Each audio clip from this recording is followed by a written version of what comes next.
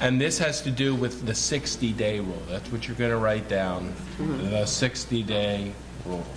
What is the 60-day rule?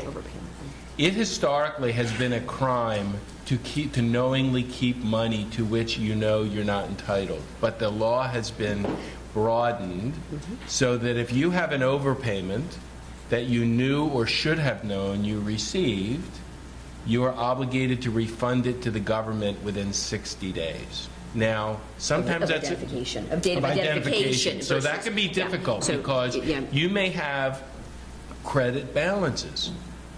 And your accountant may say, you got these credit balances. What do those represent? I'm busy taking care of patients. I'll get to it when I get to it. And then you're trying to figure out what the credit balances were for. Well, the government wants you to periodically look at those credit balances or look at other reasons in which you received money to which you're not entitled, and you're supposed to give it back. Now you say, well, how bad is it?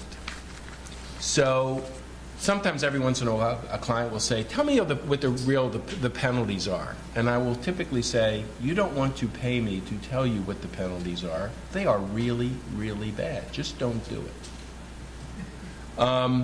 But I'll give you an example of something which is now called a reverse false claims. Suppose you innocently misbill, and you didn't know. And that happened 18 months ago. And you didn't know you're holding the money. But now you figure it out. The accountant comes to you, or the billing, or because you have a compliance plan, right?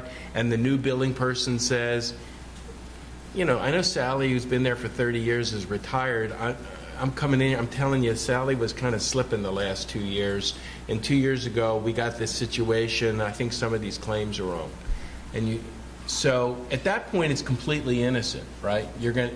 But if you then say, well, it was 2 years ago, you knowingly now don't give the money back, that which was not a false claim becomes a false claim because of your knowing failure to act on your specific knowledge that you were not entitled to the money. Okay? So it's a good example of how people do billing audits, and I don't know, Harry might have a thought about this.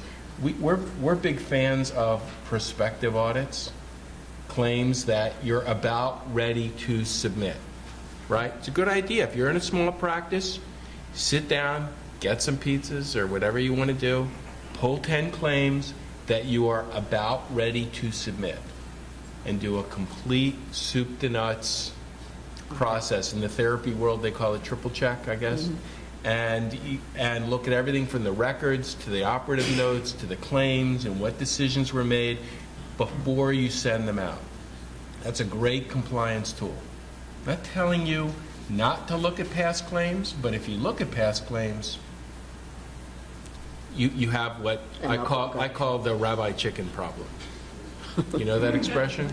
Don't ask the rabbi if the chicken is kosher unless you are prepared not to eat it.